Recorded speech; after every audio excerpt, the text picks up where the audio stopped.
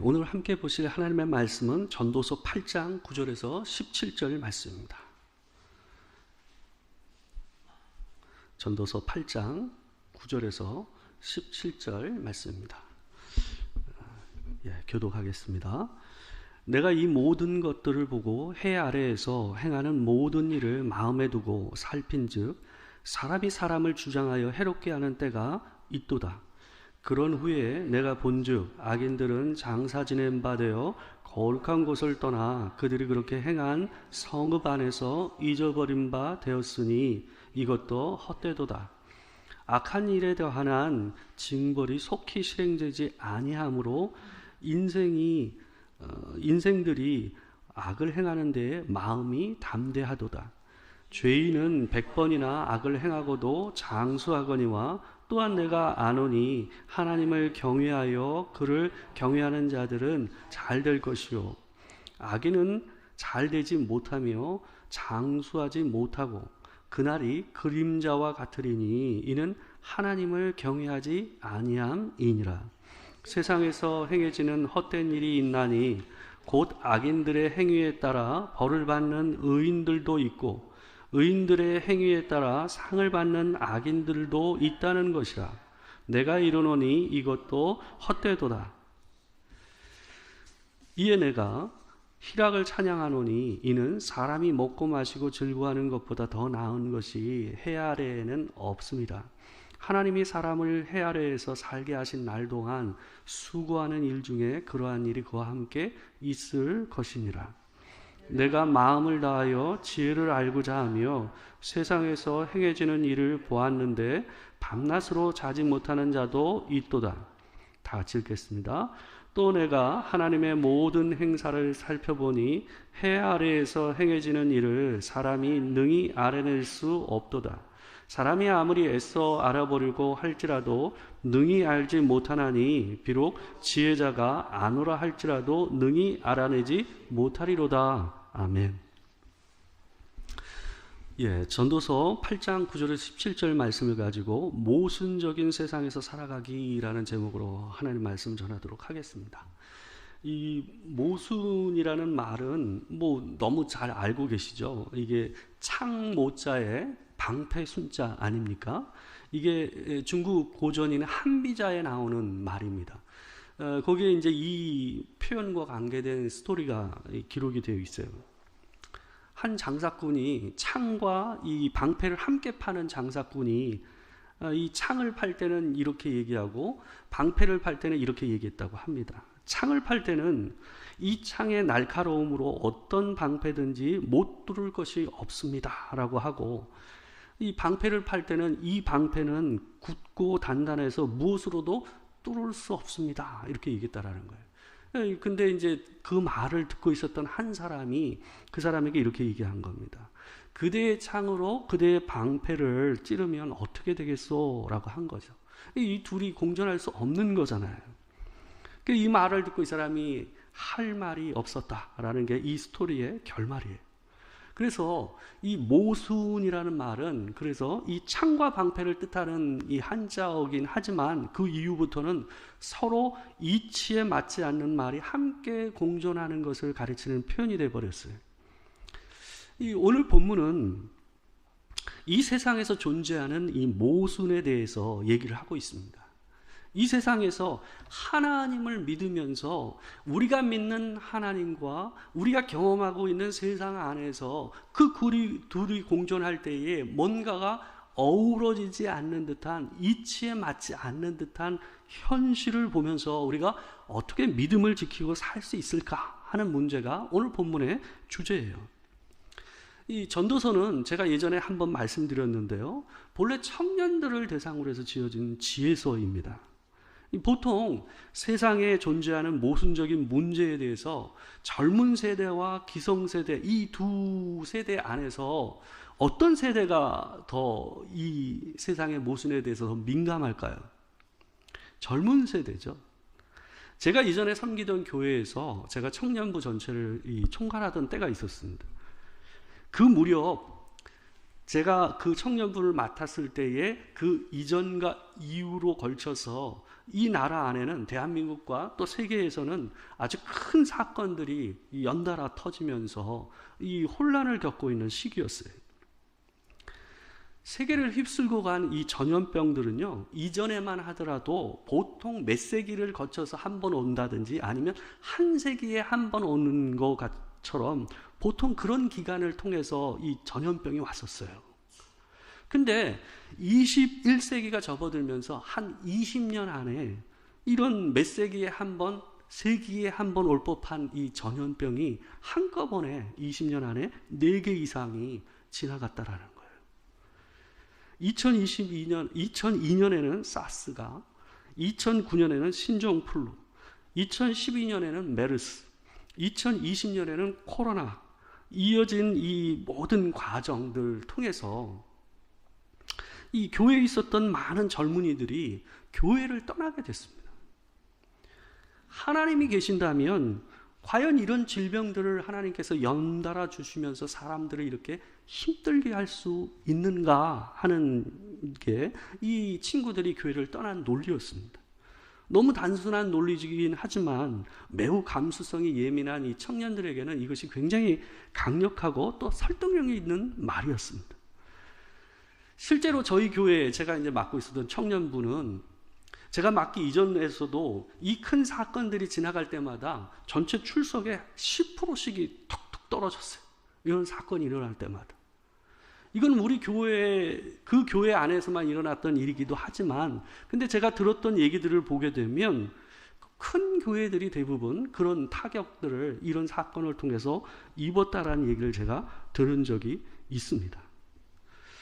실제로 이 2014년도에는 세월호 사건이 있었습니다. 이 사건도 젊은이들에게 굉장히 큰 충격을 주었습니다.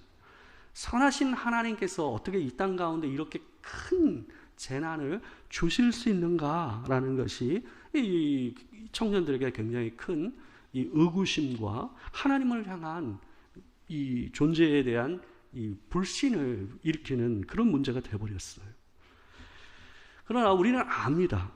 이 모든 이 재난 안에는 이 사람의 욕심과 죄된 욕망이 깊이 자리 잡고 있다는 것을 우리는 알고 있습니다.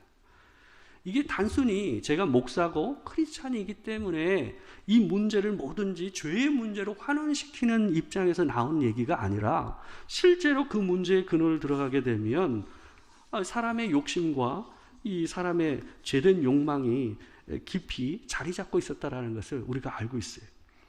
코로나 바이러스가 시작되게 된, 우리가 2020년 이후 일어났던 그 코로나 바이러스하고 관계돼서 일어났던 것은 중국 우한의 실험실에서 시작됐다라는 것이 되게 정설로 많이 알려지고 있지 않습니까?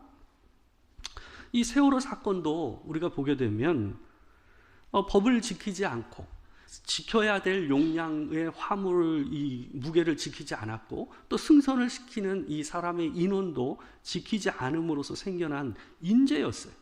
자연재해가 아니었단 말이에요.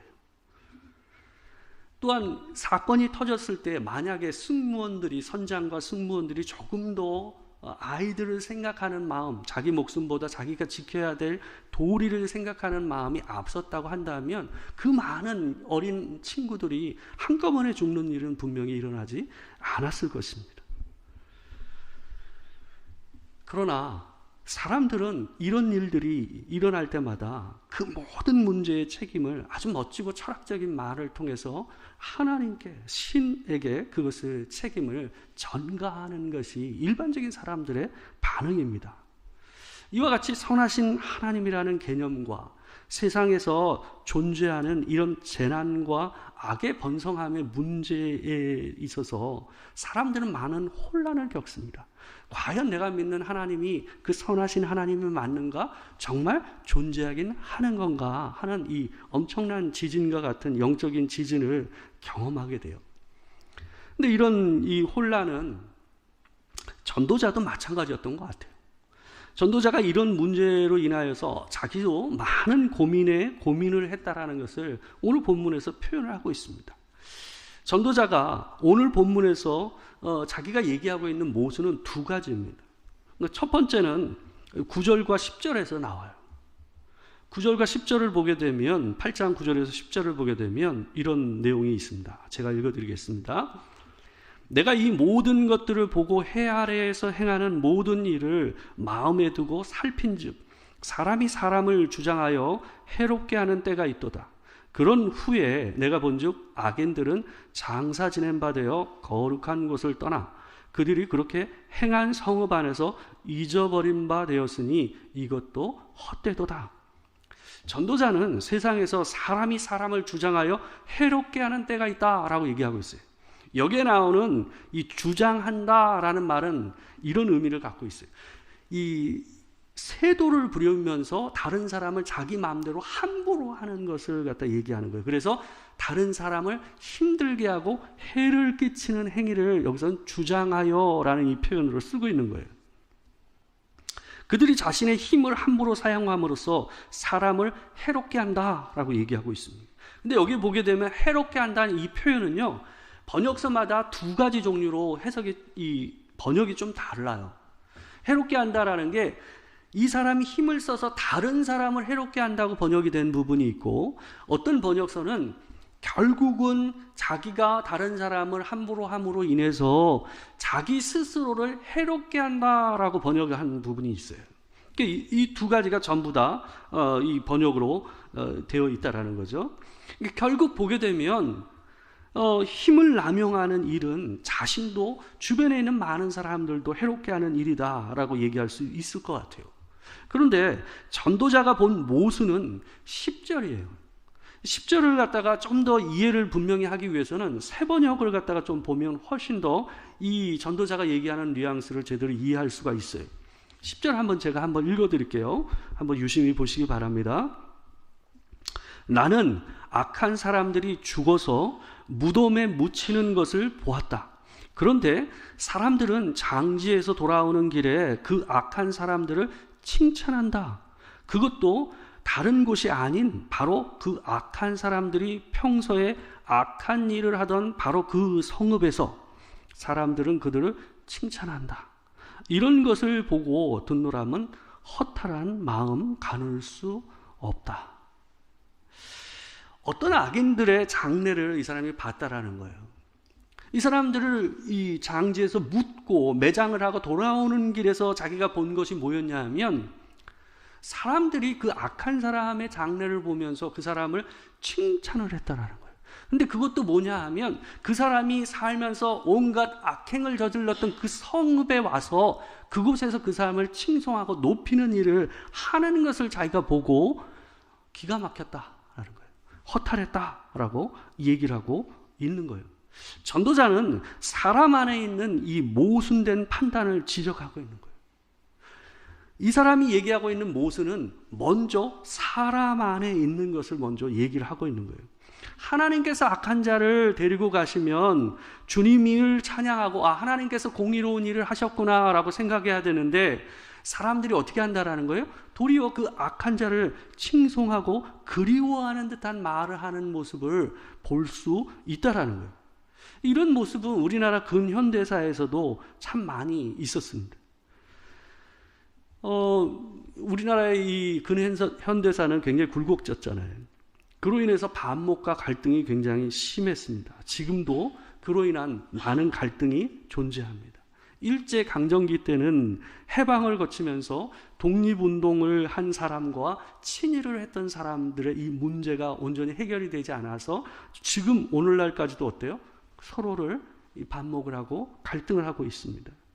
또 긴 군사정권과 독재기간을 거치면서 독재에 순응하고 살았던 사람들과 그렇지 않고 이 독재에 순응하지 않고 타도를 외쳤던 사람들 사이의 갈등도 여전히 지금 우리 정치 문제로 남아 있습니다. 일본과 독재 정권에 기대어서 살았던 사람들은 옛날이 좋았다라고 얘기하지 않겠습니까? 전도서 7장 10절을 보시게 되면 이런 말이 나옵니다. 옛날이 오늘보다 나은 것이 어찌미냐 하지 말라. 이렇게 묻는 것이 지혜가 아니니라. 사람들은 자신의 이전 세월 기간 동안 많이 힘들었음에도 불구하고 이상하게 사람들은 이전이 더 나았다라고 얘기하는 습성이 있어요. 근데 정말 그때가 좋았기 때문도 아니고 그때 그 사람이 정말 좋아서도 아니에요. 그건 뭐냐 하면 사람들이 자꾸 그런 얘기를 하는 것은 지금 내가 살고 있는 현실에 대해서 뭐가 있기 때문에 원망과 불평이 있기 때문에 이상하게 예전에 분명히 그들을 향해서 욕을 하고 불평을 했음에도 불구하고 다시금 이전이 나았다라고 얘기하는 일들을 사람들이 반복한다라는 거예요. 그런 모습을 얘기하면서 전도자는 뭘 얘기하고 있는 거예요? 사람 안에 있는 모순을 얘기하고 있는 거예요. 정의를 원하는 것 같지만 그렇지 않고 또 불의를 미워하는 것 같지만 꼭 그렇지도 않은 것이 사람의 마음이다라고 이 전도자는 얘기를 하고 있는 겁니다. 세상 이전에 우리 안에 모순이 존재한다라는 걸 먼저 알아야 된다라는 것을 이 사람은 얘기하고 있는 거예요. 기성세대가 젊은 세대만큼 세상에 존재하는 모순된 모습들에 덜 예민한 이유가 있습니다. 그게 뭘까요? 기성세대들이 젊은이보다 이 세상에 존재하는 모순에 대해서 둔감한 것은 자기가 이 세상 안에서 일을 하면서 자기 스스로 자기 내면 안에 있는 모순을 느꼈기 때문에 그렇습니다. 청년기 때는 직장 생활을 한다 할지라도 자기가 주도적으로 사회의 일원이 되지를 못합니다. 왜냐하면 주축되는 리더십의 자리에 있지 않기 때문에 대부분 청년기 때는 자기가 사회의 일원이 아니거나 아니면 아직 사회 일을 하더라도 어때요? 리더십 자리에서 그 일을 하지 않기 때문에 기성세대가 느끼는 그 스스로가 자기 자신을 보면서 느끼는 모순을 느낄 기회가 별로 없습니다. 근데 사람들이 자기가 정말 그 사회 일원으로서 그 조직 안에서 자기가 실제로 그 일을 해보게 되면 청년기 때에 쉽게 이상적으로 판단했던 것들에 대해서 어떻게 됩니까? 쉽게 얘기하지 못하게 됩니다. 왜요? 자기가 해보니까 자기가 모순되다고 비판했던 그 세상의 그 문제가 어디 안에 있어요? 내 안에도 있다라는 것을, 나도 그 문제에 있어서 훨씬 더 쉽지 않다라는 것을 어때요? 깨닫게 되기 때문에 그렇습니다. 본인이 해보지 않은 사람은 어떨까요? 굉장히 이상적인 얘기만을 할 수밖에 없어요. 그래서 세상의 이 모순에 속하는 이 문제들에 대해서 어떨까요? 훨씬 더 이상적이고 비판적인 얘기들만을 내놓을 수밖에 없다라는 거예요. 세상 안에 있는 선과 악의 공존과 이 모순이 내 마음 안에 존재한다는 걸 깨달아야 사람은 겸손해집니다. 그리고 내가 세상에서 느끼는 모순과 내 자신이 분리되지 않는다는 것을 알아야 한다는 거예요. 저는 일반적으로 목회자들이 많이 저지르고 있는 잘못된 행위들에서 제가 그리 멀지 않다고 저는 생각을 합니다. 왜 그렇게 생각하냐 하면 저도 젊은 나이에 조금 더 제가 지금도 젊지만 지금보다 훨씬 더 젊은 나이에 전도사 또한 목사 초년기 때는 어때요? 훨씬 더 이상적인 생각과 그런 판단으로 목회자들을 바라봤어요. 선배 목회자들을 봤어요. 그때는 왜 그랬을까요? 내가 못 해봤으니까. 그 중심에서 그 일이 뭔지를 잘 모르고 표면을 보고 얘기하니까요. 근데 막상 제가 해보니까 그게 그리 쉽지 않구나. 그리고 나도 그들만큼 연약하구나 하는 것들을 제 스스로가 많이 느끼게 된 거예요. 제가 그걸 어떻게 알았을까요? 그건 스스로 해보거나 안 하려고 해보는 일을 해보지 않는 이상은 못 느끼는 거예요. 입으로 말하는 것과 그것을 하면서 느끼는 것은 굉장히 큰 차이를 가지고 있어요. 해보지 않으면 이상적일 수밖에 없다라는 거예요. 그래서 저는 이렇게 생각합니다. 성숙한 사람이 순종을 한다라는 이 말도 맞지만 저는 이렇게 생각해요. 순종하는 사람이 성숙해진다. 자기가 하나님께서 하시는 말씀을 따라서 그 일을 행하려고 해보는 일을 시도해 봐야만 내가 얼마나 하나님의 말씀과 거리가 있고 내 안에 죄가 얼마나 가까이 있는가를 갖다가 깨달을 수가 있어요. 근데 그걸 해보지 않으면 굉장히 이상적인 생각만을 가지고 인생을 살 수밖에 없어요. 교인 안에도 그런 사람들이 많습니다. 교회 안에서 굉장히 많은 말씀들을 들었기 때문에 아는 것은 굉장히 많지만 실제로 그 말씀을 가지고 자기가 살고 있는 가정과 또한 자기가 일하고 있는 일터에서 부단히 그 문제를 가지고 씨름해보지 않은 사람은 그 말씀이 나하고 얼마나 거리가 있는지, 그리고 그 말씀과 내 내면이 얼마나 차이가 있는지를 못 느껴요. 그래서 겸손하지가 않는 거예요. 해봐야 순종은 제가 생각했을 때는 가장 큰 스승이라고 저는 생각합니다. 순종은 나와 세상 안에 존재하는 모순을 가장 바람직하게 수용하게 만들어주는 역할을 해요. 순종이 없는 사람일수록 이 세상 안에 있는 모순들에 대해서 지나치게 이상적이고 엉뚱한 얘기를 하고 그 문제의 책임을 하나님께 자꾸 돌리려고 하는 습성을 보여요.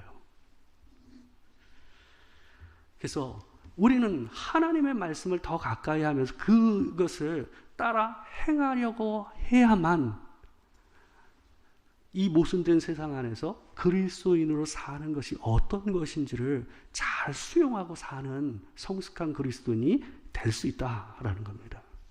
두 번째로 전도자는 또 하나의 모순을 말하고 있습니다. 11절과 12절 상반절과 14절을 보시게 되면 이런 내용을 얘기하고 있습니다. 제가 대신 읽어드릴게요. 악한 일에 관한 징벌이 속히 실행되지 아니하므로 인생들이 악을 행하는 데에 마음이 담대하도다. 죄인은 100번이나 악을 행하고도 장수하거니와. 14절 읽겠습니다. 세상에서 행해지는 헛된 일이 있나니 곧 악인들의 행위에 따라 벌을 받는 의인들도 있고 의인들의 행위에 따라 상을 받는 악인들도 있다는 것이라. 내가 이르노니 이것도 헛되도다. 이 두 번째 이 사람이 얘기하고 있는 이 모순은 아까는 우리 안에 있는 걸 얘기했다면 지금은 세상 안에 있는 모순을 얘기하고 있는 거예요. 악한 일을 수없이 저지르지만 그들이 장수하고 또한 빨리 하나님의 심판을 받지 않는다라는 거예요. 악인들이 선한 자들이 받는 상을 받기도 하고 의인들이 악인들이 받는 벌을 받기도 하는 모습을 자기는 보았다라고 얘기하고 있는 거예요. 이런 일들은 악인들이 더욱 담대하게 악을 저지르게 만드는 효과를 냅니다. 전도자는 16절과 17절에서 이 모순을 이해하기 쉽게 이해하기 위해서 밤잠을 헤매면서 자기가 연구했다라고 얘기해요. 이게 제3자인 것처럼 표현되어 있지만 자기가 한 것을 얘기하고 있는 거예요. 그러나 그가 얻은 결론은 뭐였냐 하면 해 아래에서 행해지는 일을 사람이 능히 알아낼 수 없다는 거예요. 지혜자 중에서도 자신이 안다고 스스로 얘기하는 사람이라 할지라도 결국은 그것은 모르는 것으로 드러날 수밖에 없다라는 얘기를 지금 전도자가 얘기하고 있습니다. 주께서 다시 오시기까지 이 땅에서 일어나는 일들을 우리가 보고 그 이유를 다 알 수가 없습니다. 솔직히 우리 인생 안에서 일어나는 일들은 훨씬 더 복잡하고 이해하기 어려운 일들이 너무 많이 있어요.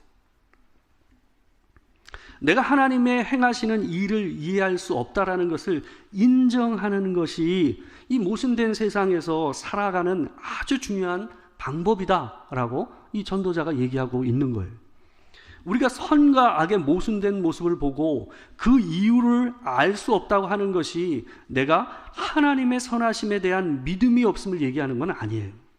내가 이 이유를 알 수는 없지만 그럼에도 불구하고 하나님을 향한 믿음을 가지고 사는 것은 두 개가 부딪히지 않는다라고 얘기를 하고 있는 거예요. 전도자는 그래서 12절 뒷부분과 13절에서 이런 표현을 씁니다. 같이 한번 읽어보겠습니다. 자, 시작. 또한 내가 아노니 하나님을 경외하여 그를 경외하는 자들은 잘 될 것이요 악인은 잘 되지 못하며 장수하지 못하고 그날이 그림자와 같으리니 이는 하나님을 경외하지 아니함이니라. 이 사람이 이런 얘기를 하는 거예요. 우리 눈에는 악인들이 성공하고 그가 장수하는 모습들을 보고 그런 일을 보면서 모순되다가 얘기할 수 있겠지만 궁극적으로 이 하나님께서 그들을 향해서 다른 일을 하실 거라는 거예요. 악한 자는 하나님을 경외하지 않는 자는 벌을 받을 것이고 하나님을 경외하는 자는 하나님의 손을 따라서 그가 흥하게 되는, 하나님의 위로를 얻게 되는 그런 일이 반드시 일어날 것이다 라는 믿음의 고백을 이 사람이 하고 있는 거예요. 세상에서 모순을 보더라도 우리가 그 모순을 하나님 안에 존재하는 모순으로 생각해서는 안 됩니다. 우리가 이 땅 안에 있는 모순을 보면서 믿음이 흔들리지 않고 하나님의 선하신 뜻을 하나님께서 계속해서 이루어 가실 것을 믿는 마음으로 그 문제를 바라보려고 하는 것이 그게 믿는 자의 자세다라고 얘기하고 있는 거예요. 그러나 그 문제를 이해할 수는 없다. 이게 전도자가 얘기하고 있는 겁니다. 근데 우리가 생각해 보면 하나님께서 하신 일을 우리가 한번 생각해 보세요. 예수 그리스도께서 십자가에 달리신 그 사건을 우리가 한번 생각해 보자고요. 그게 이 땅에서 가장 이해하기 쉽지 않은 역설이자 모순이라는 거예요. 하나님께서는 하나님이신 하나님의 아들을 갖다가 이 땅 가운데 보내서 그 피조물에게 그 목숨을 잃게 하는 일을 허용하셔요. 도저히 이해될 수가 없는 거 아닙니까? 전능하신 하나님이 유약한 그리고 죄인인 사람에 의해서 죽임을 당하는 일, 이것처럼 모순된 사건이 어디 있습니까? 근데 하나님께서는 그 일을 허용하심으로써 우리를 구원하시는 구원의 사건을 이루시는, 성취하시는 일을 하고 계신다라는 거예요. 그 말은 뭐냐 하면 하나님께서 아까 이 전도자가 얘기하듯 악인이 선한 자의 상을 받고 또한 의인이 악한 자의 벌을 받는 장면의 정점이 어디예요? 예수 그리스도의 십자가예요. 바로 그 사건을 통해서 하나님께서 뭘 하신다라는 거예요? 하나님의 선하신 구원을 이루신다라는 거예요. 그 말은 우리 삶 안에서 일어나고 있는 이런 모순된 일 가운데는 하나님의 선하신 구원의 역사와 하나님의 뜻이 숨겨져 있다라는 것을 이 전도자는 얘기하고 있는 겁니다. 로마서 11장 33절에서 36절 말씀을 보게 되면 사도 바울이 이런 얘기를 해요. 같이 마지막으로 한번 읽어보겠습니다. 자, 시작. 깊도다 하나님의 지혜와 지식의 풍성함이요 그의 판단은 헤아리지 못할 것이며 그의 길은 찾지 못할 것이로다. 누가 주의 마음을 알았느냐? 누가 그의 모사가 되었느냐? 누가 주께 먼저 드려서 갚으심을 받겠느냐? 이는 만물이 주에게서 나오고 주로 말미암고 주에게로 돌아갑니다. 그에게 영광이 세세히 있을지어다. 아멘. 이게 이 땅 가운데서 살아가는 그리스도인의 신앙의 고백이 되어야 된다는 거예요. 우리가 이 땅 안에서 일어나는 일들에 대해서 우리의 지혜로 그것을 분별할 능력이 없습니다. 그럼에도 불구하고 하나님께서 그 모순된 여러 가지 사건과 역설 가운데서 하나님의 선하신 구원의 역사를 이루어가고 계시다라는 것을 우리가 믿고 살아가야 된다라는 겁니다. 지금도 우리의 삶 안에서 하나님께서 그 일을 이루어 가신 줄 믿습니다. 언제나 그 믿음으로 이 혼란스러운 삶의 상황들을 잘 견뎌내시면서 끝까지 그 믿음을 유지하시는 여러분과 제가 되길 주의 이름으로 축원합니다. 기도하겠습니다. 사랑하는 주님, 세상은 우리의 머리로는 이해하기가 어렵고 때로는 납득하기 어려워 도대체 어떻게 이런 일이 일어날까 싶은 일들도 일어납니다. 어떻게 저런 사람이 이 땅에 존재할 수 있을까 하는 그런 악한 자들도 있습니다. 저 사람은 참 좋은 사람이고 저 사람이 더 살아서 이 땅에서 더 많은 일을 해야 하는데 라는 생각을 하면 그새 그 사람은 이 세상을 떠나는 일도 우리는 보고를 합니다. 하나님, 그러나 이 모순된 삶의 현실 앞에서 온전히 하나님께서 예수 그리스도의 십자가의 이 모순과 역설 가운데서 우리의 구원을 이루신 것처럼 지금도 여전히 하나님께서 그 모든 삶의 모순 안에서 하나님의 선한 일을 성취하고 이루어 가신다라는 믿음으로 하나님 살아가기를 소망합니다. 주님, 우리의 일상 안에서 일어나는 그 모든 일들 가운데서 주의 선한 일을 이루어 가시길 소망합니다. 지금은 우리 주 예수 그리스도의 은혜와 아버지 하나님의 크신 사랑과 성령의 교통하심이 진실로 하나님의 지혜를 바라보며 우리의 어둡고 부족한 지혜임에도 불구하고 하나님을 향한 온전한 믿음으로 이 모순된 세상에서 살아내기를 소망하는 이 자리에 있는 모든 성도들과 함께하지 못한 성도들 가운데 지금으로부터 영원토록 함께하시기를 축원하옵나이다. 아멘.